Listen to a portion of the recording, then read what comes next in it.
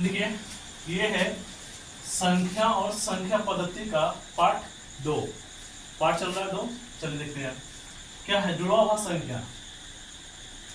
बोले तो जुड़ा हुआ संख्या किसे कहते हैं, तो क्या है वैसी हुआ संख्या जिसके बीच का अंतराल कितना होना चाहिए, 2 होना चाहिए, समझे ना।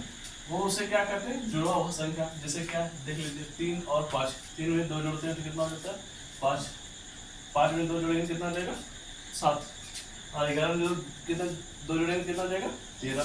तो कितना कितना का अंतराल है 2 का।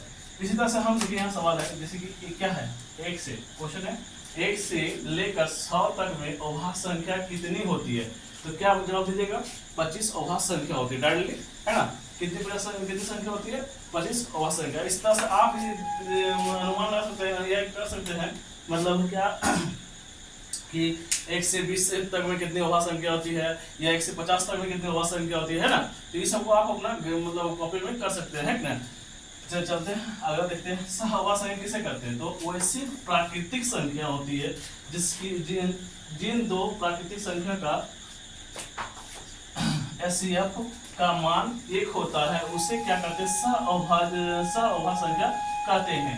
जैसे कि मान लेते हैं एग्जांपल में थोड़ा सा चलते हैं, तो क्या है तुम्हारा 4 और 5 है, इन दोनों के बीच का एचसीएफ करें तो इसका मान क्या होगा 1 होगा। क्या हो जाएगा इसका मान 1 होगा। कितना होगा मान 1 होता है। जैसे एग्जांपल में देख लेते हैं, यहाँ से एचसीएफ दिया है कितना 4 से दिया है, तो 4 से 5 दिया है कितना मान लगा 1 मान लगा, इसको निकाला है तो फिर कितना 4 से लगेगा। इसका एचसीएफ टोटल कितना है 1 आया। क्लियर हो गया। इसे हम क्या कहेंगे सहअभाज्य संख्या कहेंगे। क्लियर हुआ।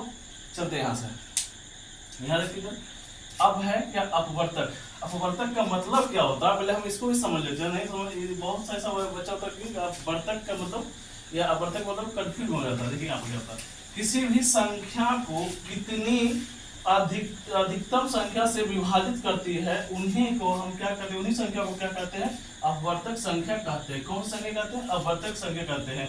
जैसे कि मान लेते हैं कि 6 को अधिकतम संख्या कितनी संख्या से विभाजित होती है, तो देख लीजिए यहाँ लिख दिया है कि 1 है 2 है 3 है 4 है और 4 है सॉरी 1 2 3 और 6 है, तो अच्छे बड़ा हो गया। ये 6 का क्या है तुम्हारा अपवर्तक है, 6 का तुम्हारा क्या है अपवर्तक है। इसको फिर हम समझाएंगे आगे नेक्स्ट पॉइंट में। देखिए अपवर्तीय क्या होता है, अपवर्तीय क्या होता है, किसी भी संख्या का उसी संख्या के समान अंतराल में क्या है गुणज होता है। समान अंतराल में क्या होता है गुणज होता है। देखिए अपवर्तीय होता है किसी भी संख्या का उसी संख्या के समान अंतराल में गुणज होता है उसे। जैसे कि मान लीजिए कि एग्जांपल में 2 हो गया 4 6 8 10, 2 हो गया 2 का अंतराल होना चाहिए। कितना होना चाहिए 2 का अंतराल। तो 2 का अंतराल अब संपूर्ण संख्या जैसे देखिए संपूर्ण संख्या किसे कहते हैं, तो संपूर्ण जिस अपवर्तकों का योग उस संख्या का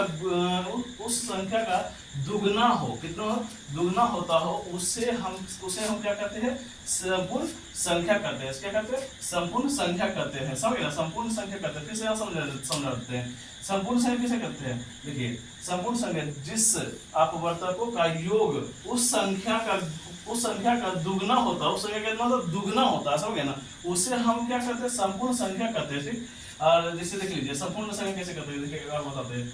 और उसी संख्या जैसे संपूर्ण संख्या मतलब उसी संख्या 1 और 100 के बीच में 2 ही संख्या होता है, समझ गए ना, उस संख्या का से दुगना होता है। देखिए 2 ही संख्या 1 से 100 तक 1 से 100 के बीच में 2 ही ऐसी संख्या है जिसका मतलब क्या है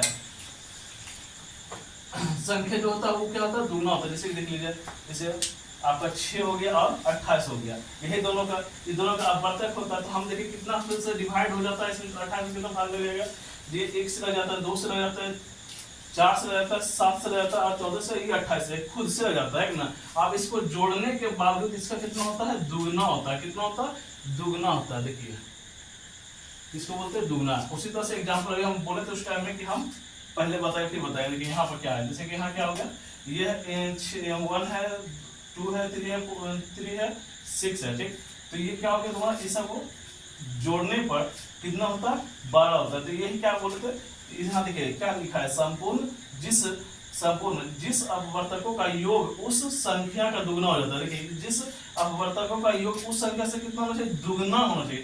तो यहाँ देखिए इस संख्या को जोड़े देने पर क्या हो गया, ये इतना विभाजित हो गया, इतना संख्या क्या हो गया, इतना संख्या से हम 6 को विभाजित करते हैं और फिर हम इस संख्या को यदि जोड़ते हैं तो उसको कितना हो जाता है, दुगना हो जाता है। तो 6 दूनी कितना हो गया, 12 हो गया। उसी तरह से 28 का भी देख लीजिए, तो 28 दूनी कितना हो गया, 56। 28 से हम इतनी संख्या से हम डिवाइड कर सकते हैं ना, उसको फिर जोड़ने को देखिए कितना होता है, 56 दुगना होता है या नहीं होता है। क्लियर, यहाँ तक किसी डाउट, कोई डाउट? चलो आज हम यहीं तक सॉल्व करते हैं और फिर कल इसको लाइक करिएगा, लाइक कर दीजिएगा, ठीक। मतलब देखें